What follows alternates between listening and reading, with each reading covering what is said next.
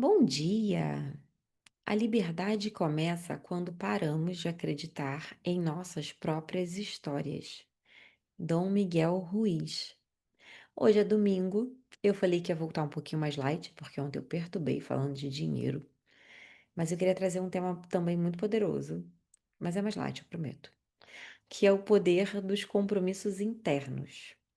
O Dom Miguel Ruiz, ele é um médico mexicano que ele foi criado ali entre curandeiros, né, na história da família dele.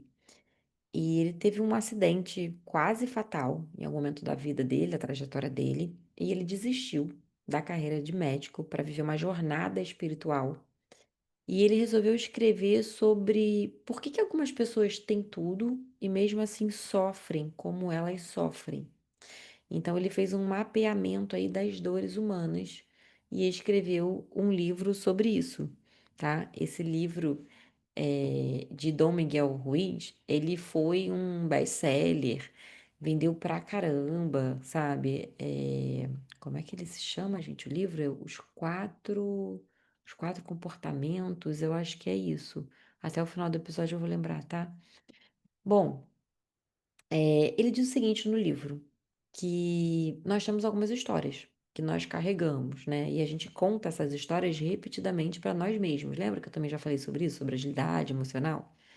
Então as histórias são assim, eu tenho que dar conta de tudo, eu preciso ser um exemplo perfeito, não posso errar nunca. E essas narrativas, elas não são verdades absolutas, né? Elas são uns compromissos antigos que a gente vem fazendo com a gente ali ao longo da nossa vida, sem nem perceber, vai tudo passando batido mesmo. E isso acaba atrapalhando muita coisa, né, no nosso crescimento espiritual, pessoal, profissional. Isso causa realmente muitas dores. E é por isso que às vezes a pessoa tem tudo e ela vai ficando infeliz. A boa notícia é que a gente pode reconhecer, revisar esses compromissos, né? E escolher uma forma mais leve da gente lidar com a gente e com a vida também, né? Não só como líder, mas com a vida pessoal também, né? E quando a gente fala de liderança, né? Quando o líder chega à maturidade, ele não carrega mais essas caixas físicas. Digamos que aquela parte técnica que ele tinha que estudar, né? Ele acaba carregando pessoas. Não é mais sobre processo, é muito sobre pessoas. E pessoas têm expectativas diferentes, cada um se cobra de uma forma diferente, né? Cada um tem o peso da sua própria mente. Mas o que que o Dom Miguel Ruiz fala de uma forma bem libertadora? Que ninguém nos obriga a carregar tudo isso. Por quê, gente? Porque cada um devia cuidar da sua própria mente e das suas próprias dores. Sabe quando a gente fala assim, ó, eu faço terapia para lidar com o outro que não faz? Acontece. Isso é horrível, porque todo mundo devia fazer a sua própria terapia para não descontar no outro dores que não são do outro. Só que a gente acaba aceitando esse peso, né? E aí o primeiro passo para uma liderança mais leve é revisitar lá esses compromissos para a gente parar de pegar a dor do outro e carregar nas nossas costas. Isso serve para amizade também, tá, gente? O nome do livro tá aqui, ó, graças a Deus. Eu ando com esquecimento, deve ser da menopausa também. Os quatro compromissos, esse livro, ele nasceu de uma sabedoria, né, chamada Tolteca, que é uma filosofia milenar que acredita que o sofrimento humano nasce dessas crenças limitantes. E o antídoto é simples. É um livro bem prático, ele vai contando como que faz. Mas profundamente transformador, que é reconstruir a forma como pensamos e reagimos ao mundo. Por quê, gente? Eu já falei disso no outro episódio. A gente normalmente tem um sentimento que gera um pensamento que gera uma atitude. Então, se eu tô pensando que a culpa do mundo é minha, que eu tenho que lidar com a dor do outro, com as responsabilidades do outro, qual que vai ser a minha atitude? Vai ser querer resolver todos os problemas do mundo. Aí eu vou me sobrecarregar e minha vida vai ser sempre chata e estressante. Então, essa é a importância de tratar os nossos pensamentos. Quais são os quatro compromissos internos, segundo o Dom Miguel? Primeiro, e aí pensando na liderança agora, tá? Então, o que que seriam os compromissos para a liderança? Eu tô fazendo um paralelo ali com o livro dele. Primeiro, seja impecável com a sua palavra. Não é ser legal com todo mundo, é ser justo. Então, regra clara é aquela que é comunicada e seguida. Então, fale com intenção, com autenticidade, com direcionamento, cobre quando necessário e seja impecável com aquilo que você diz. Segundo, não leve para o lado pessoal, gente, porque lembra que eu falei que cada um tem suas dores, suas crenças? Tem muita gente que é infeliz na carreira e que chega aqui para fazer mentoria comigo e o discurso da pessoa é que a culpa é do líder. E aí, o primeiro destravamento que eu dou é mostrar para ela que a culpa é dela, porque a carreira é dela. E hoje, como não existe mais regime de escravidão, todo mundo está livre para repensar a sua carreira. E aí, ai, mas Raquel, eu não posso pedir demissão amanhã, eu tenho boletos para pagar. Tudo bem, mas também não precisa ser daqui a 10 anos. Se você estudar, se preparar, fizer uma mentoria de recolocação, fizer um bom networking, né, e guardar um dinheirinho, talvez em algum momento você possa pedir demissão e seguir o seu caminho. E o seu líder não tem nada a ver com isso. Porque o que ele pode fazer é te ajudar de alguma forma, mas ele não é responsável pela sua vida, entende? Não tire conclusões. Então pergunte ao invés de supor. Sabe aquela mania que a gente tem, que quando a comunicação não está muito clara, a gente começa a fazer deduções. Ah, é porque ele falou assim nervoso comigo porque, na verdade, ele odiou o meu trabalho, sabe? Mas ele te falou isso? Não, não falou. Mas é que quando ele fica muito mudo, eu acho que é porque ele odiou o meu trabalho. E, gente, aí já começa a treta. Teve uma vez, vou levar agora pro lado pessoal. Teve uma vez que uma amiga minha, ela tentou falar comigo, eu não lembro nem qual era o assunto. E aí ela mandou algumas mensagens, me ligou. Só que tava no meio da pandemia, eu tava fazendo uma mentoria atrás da outra, eu tava trabalhando sábado. E quando eu acabei, eu tava morrendo de fome, eu fui almoçar com meu marido. Então eu demorei muito pra atender ela. E quando eu atendi, ela já tava assim: "Ah, mas eu te fiz alguma coisa". E aí eu falei: "Fulana, desculpa eu te falar isso, mas o mundo ele não gira em torno do seu umbigo, sabe?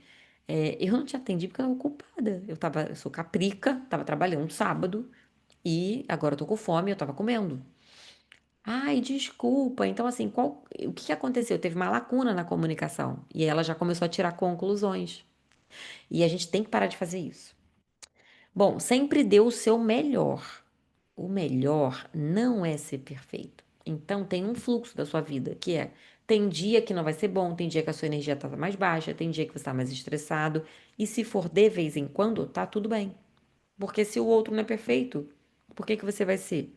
Seu chefe não é perfeito, seu pai não é perfeito, seu liderado não é perfeito, seu RH não é perfeito, financeiro não é perfeito, nem a TI é perfeito. Por que que você vai ser, gente? Eu acho que é até ego você achar que você vai ser perfeito, né? Acho não, tenho certeza. Ego alto faz você achar que você vai ser perfeito. E aí eu me identifico, tá? Porque eu fico tentando ser perfeita, e aí daqui a pouco eu falo: "Ô, bonita, tu é Deus agora? Tá melhor que Deus hoje, hein?" Aí eu tenho umas conversas loucas, assim, internas, para ver se eu diminuo um pouquinho o ego, sabe? Vamos falar um pouquinho do primeiro compromisso, olhando para a liderança, que é ser impecável com a palavra, né? A palavra, ela é a criação. Ela pode levantar uma equipe inteira ou pode derrubar a cultura não só da equipe, como a empresa em segundos.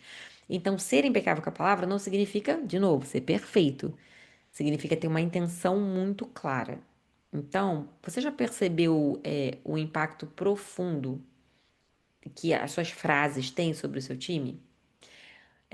Por exemplo, eu trabalhei num projeto recente, onde toda vez que a gente fazia alguma coisa legal, a gente não recebia muita, tipo, parabéns, eu gostei. Mas toda vez que era ruim, a gente recebia uma crítica muito forte. E o meu time sempre foi muito confiante.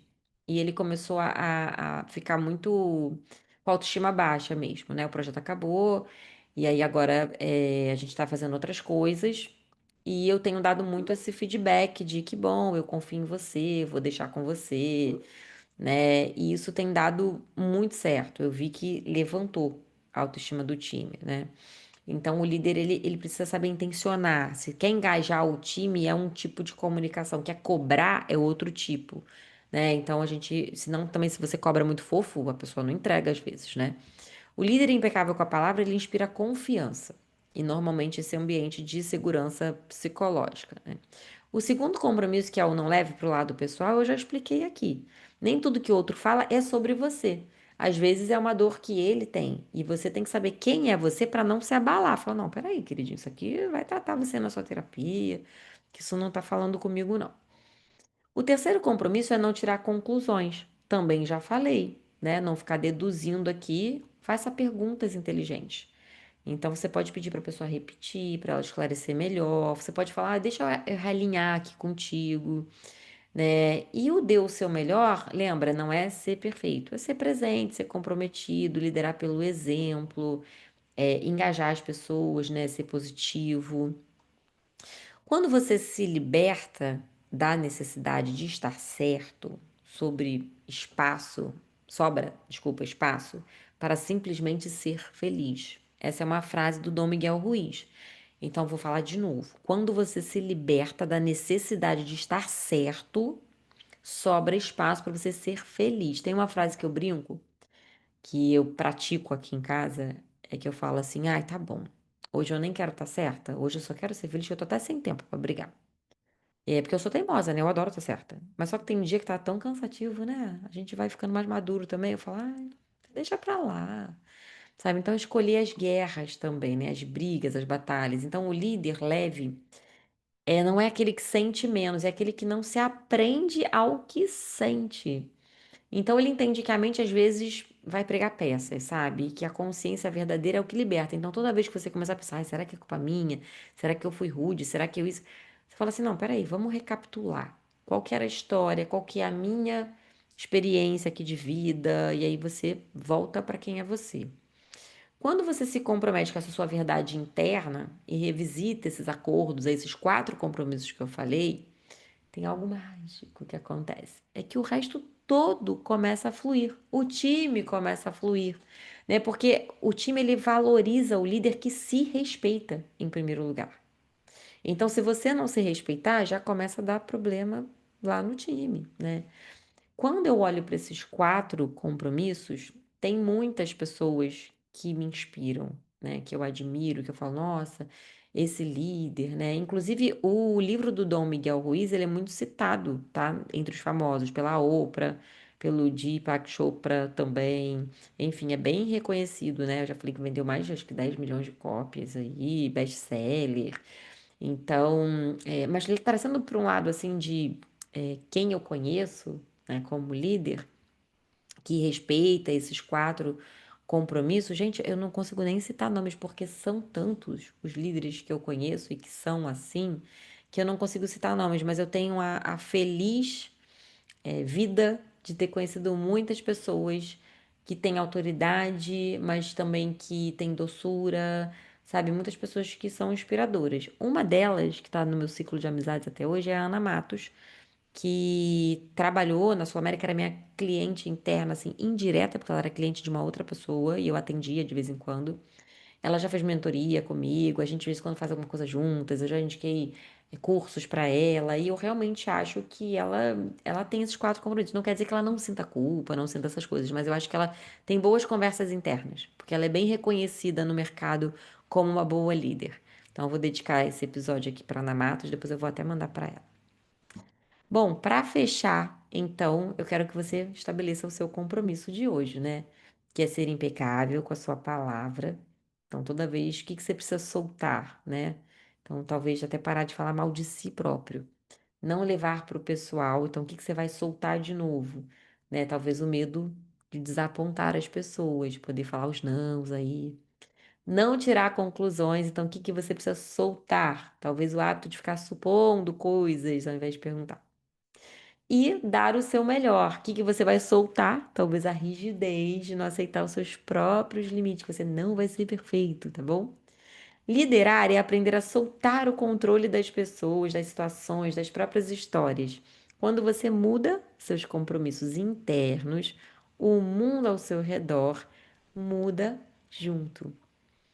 Muito obrigada por você estar aqui de novo. Se você gostou do episódio, se falou com você, se falou com alguém que você conhece, deixa um comentário, manda para essas pessoas também. Continua me indicando lá. Eu tenho agradecido aqui meus amigos porque a gente está crescendo aqui no Spotify, tá? Eu estou muito feliz com isso. E eu sou mentora de líderes, mentora de carreira, também fundei a High Talent Gang e tô aqui junto contigo nesse compromisso de se entender melhor, de ser uma líder e uma pessoa melhor também nessa busca do autoconhecimento, da espiritualidade, com todos esses estudos, tá bom? Amanhã, segunda-feira, e aí eu volto com mais para agregar aí na sua semana. Um bom domingo para vocês, descansem, hein? Líder bom é líder descansado.